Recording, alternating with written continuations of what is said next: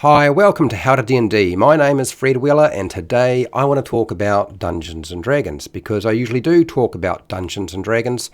The topic for today is Druidcraft, and much to my surprise, there really isn't that much there. If you look on the internet, on YouTube, there's not a lot actually documented that discusses Druidcraft, other than those people who say the spell is awesome and those people who say the spell is garbage and that prestidigitation is a better spell.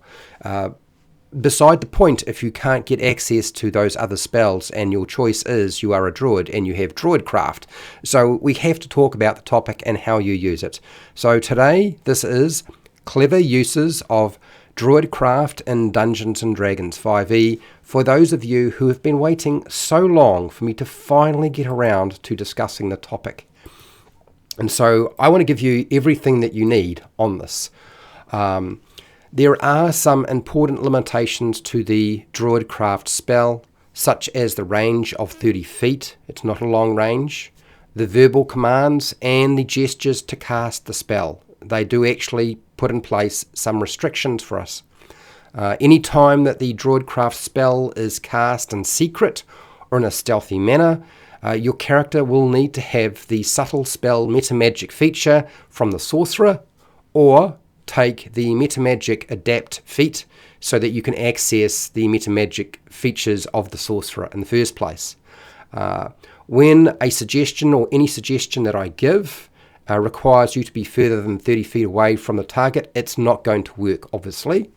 And in many situations, with all of the suggestions that I'm going to offer for today, if the caster of Druidcraft will probably find themselves having to be hidden or invisible if subterfuge is involved. If you're trying to be deceptive and sneaky in some way, if you have any kind of subterfuge being involved, then you're probably going to have to be hidden or invisible for it to work. And of course, that invisibility needs to be a better invisibility. So standard invisibility won't be good enough. Greater invisibility so you can cast a spell and not suddenly become visible again.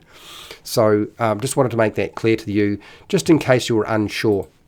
So now I'm going to go through each element of the spell, give you some suggestions. As I said, with the things that I just stated before, there are some times where you will have to have metamagic involved, the subtle spell metamagic, and you will have to have either be hidden or invisible in some way. Okay, so you can create a tiny harmless sensory effect that predicts the weather.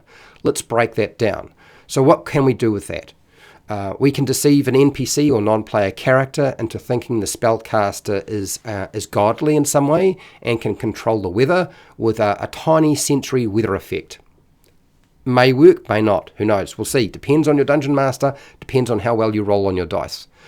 Intimidate a monster into thinking you're creating a storm with rain clouds or falling snow. Now, that's only going to work if that's what the prediction for the weather is in the first place. But we're putting it forward anyway, just in case, you never know.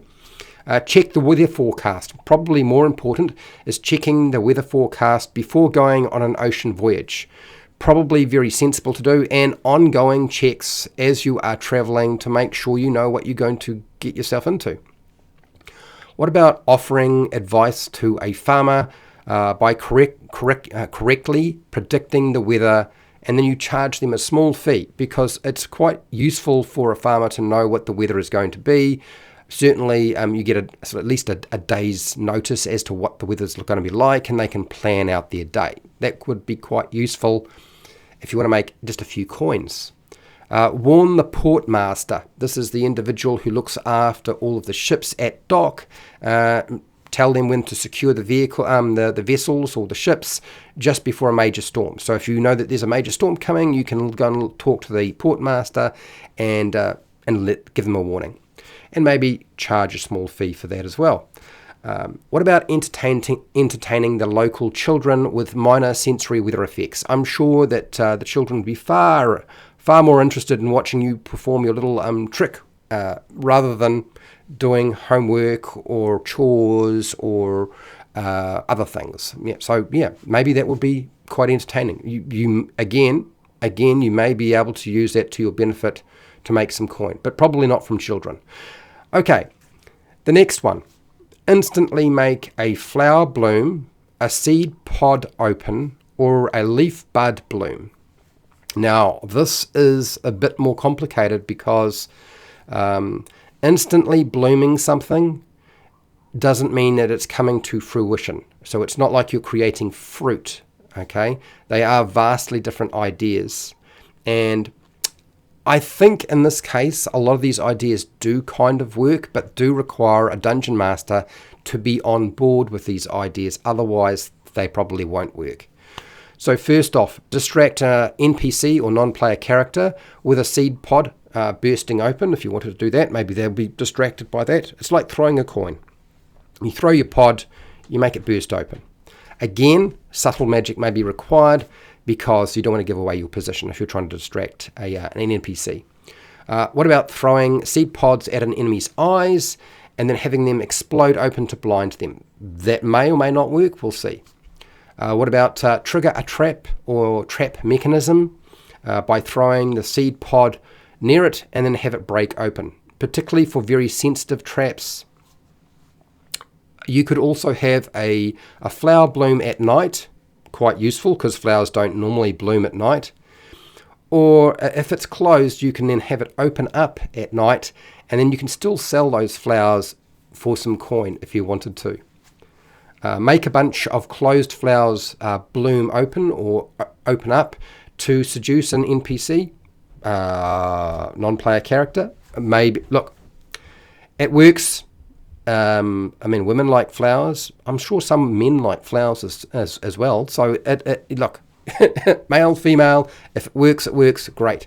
But there's another way of sort of utilizing it. Very specific and niche situations, I have to admit. Throw a seed pod full of deadly poisonous seeds, if you can find one that is. Have it explode open when it hits a monster.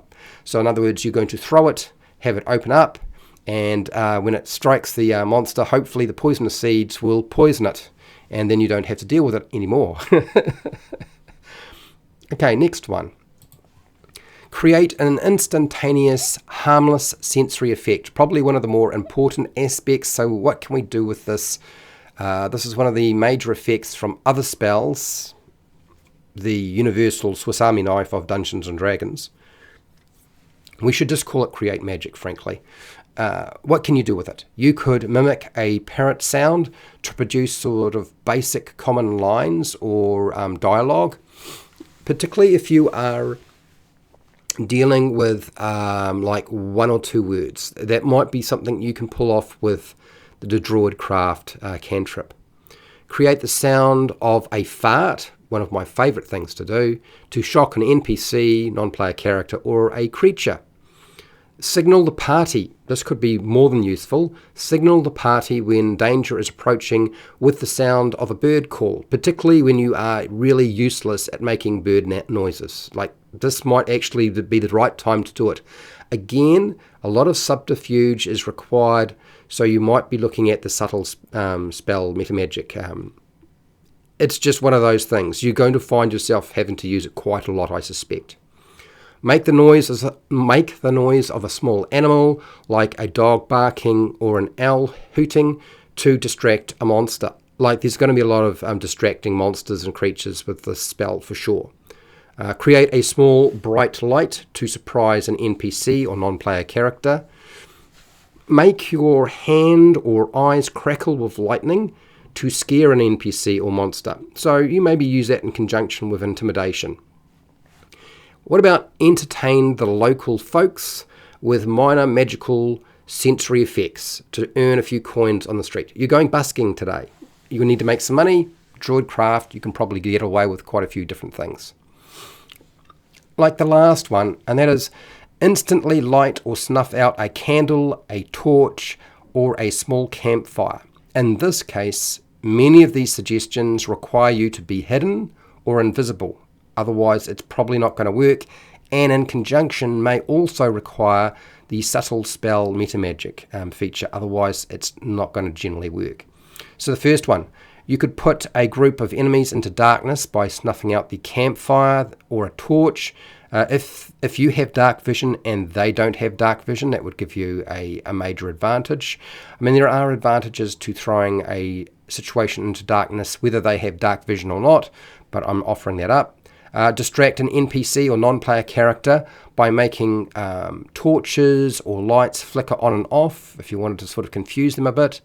Light a campfire or a torch when a creature is on it or standing on top of it, so it will burn them. You're kind of using it like an improvised trap. And then the last one is if you have a lightly soaked or wet campfire and flint and steel won't light that fire, then Druidcraft would be able to achieve what you want. Now, I want to just say very quickly, a lot of these ideas have come from a particular individual, Mike K., who put together an article on how to use Druidcraft.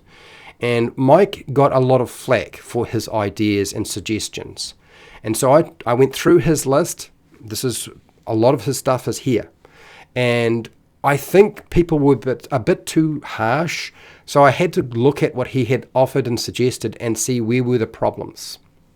Okay, so I have included a link to his article down in the description, and you're welcome to go and check it out. Now, the reason why a lot of Mike's ideas that he presented weren't really going to work is, one, because you weren't taking into consideration the subtle spell feature, that meta magic subtle spell. You kind of have to have that if you're going to get Druidcraft to do any significant thing. And then the other thing is obviously needing to be hidden or invisible in many cases, because the range is only 30 feet, and because you're so close, and if you're trying to do something that's you don't want anybody to notice that it's coming from you and that you're casting a spell, if you want to hide that, you've got to do it some way, and the only way is to be either hiding, hidden, invisible, and then of course on top of that you wind up with the subtle spell meta magic being required as well. There's a lot of things going into play, but it doesn't mean that it can't be a useful spell. It just means you need to consider a lot of other aspects. These sorts of ideas and concepts have the same problems with other spells that aren't Druidcraft. So it's not like other spells that I've talked about in the past don't require you to be hidden or invisible, or don't require you to have the subtle spell meta magic feature, because they certainly do. The only thing is, in this case, it becomes far more obvious when you break it all down. I'm really hoping this video was useful to you, that you found it helpful, and in some way will inspire you to be a bit more creative with Druidcraft and change the way you play the game. So I just want to say thank you for watching my video, and hey, till next time, keep rolling those 20s.